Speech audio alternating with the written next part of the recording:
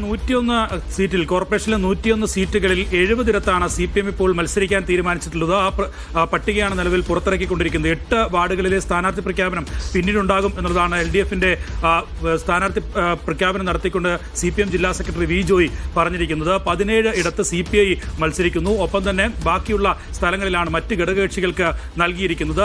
ഇവിടെയെല്ലാം ഇപ്പോൾ സ്ഥാനാർത്ഥികളെ തീരുമാനം ഏകദേശം ആയിട്ടുണ്ട്. ചിലയിടങ്ങളിൽ മാത്രമാണ് ഘടകകക്ഷികൾക്കും ഒപ്പം തന്നെ CPM-നും തീരുമാനം എടുക്കാൻ കഴിയാതിരിക്കുന്നത്. അത് മറ്റ് പ്രശ്നങ്ങൾ കൊണ്ടല്ല, അവിടെ സ്വതന്ത്ര സ്ഥാനാർത്ഥികളെ ഉൾപ്പെടെയാണ് CPM പരിഗണിക്കുന്നത്. അത്തരം വാർഡുകളിലെ ഈ തീരുമാനമാണ് ഇപ്പോൾ മാറ്റിവെച്ചിരിക്കുന്നത് എന്നതാണ് മനസ്സിലാക്കാൻ കഴിയുന്നത്. എന്തായാലും തന്നെ സൂചിപ്പിച്ചതുപോലെ തന്നെ കോർപ്പറേഷനിൽ ഭരണ തുടർച്ച എന്ന ലക്ഷ്യത്തോടെ പോകുന്ന CPM-ഉം LDF-ഉം ഇക്കാര്യത്തിൽ ഏറ്റവും അടിത്തട്ടിൽ പ്രവർത്തിച്ച് കൂടുതൽ എക്സ്പീരിയൻസ് ഉള്ള പരിചയസമ്പന്നത്തുള്ള നേതാക്കളെ തന്നെ ഇറക്കുകയാണ്. ഒപ്പം പട്ടികയിൽ യുവാക്കൾക്കും വനിതകൾക്കുമൊക്കെ കൃത്യമായ പ്രാധാന്യവും ഉറപ്പുവരുത്തിയിട്ടുണ്ട് എന്നുള്ളതാണ്. സ്വതന്ത്രരെ കൂടി ഉൾപ്പെടുന്നതാണ് CPM-ന്റെ പട്ടിക എന്ന് പറയുന്നത്. LDF-ന്റെ പട്ടികയും അതിന് സമാനമായ രീതിയിൽ തന്നെയാണ്. എന്തായാലും 31 ഇടങ്ങളിൽ നേരത്തെ 75 വാർഡുകളിലാണ് CPM ഈ കഴിഞ്ഞ തെരഞ്ഞെടുപ്പിൽ മത്സരിച്ചിരുന്നത്. ഇത്തവണയും അതേ രീതിയിൽ തന്നെ 75 മത്സരിക്കും എന്നതായിരുന്നു നേരത്തെ പറഞ്ഞിരുന്നെങ്കിലും ഘടകകക്ഷികളുടെ സമ്മർദ്ദത്തിനൊക്കെ വഴങ്ങിക്കൊണ്ടാണ് നിലവിൽ 5 സീറ്റ് കൂടി ഘടകകക്ഷികൾക്ക് വിട്ടുകൊടുത്തുകൊണ്ട് 31 സീറ്റ് ഘടകകക്ഷികൾക്കും 70 സീറ്റ്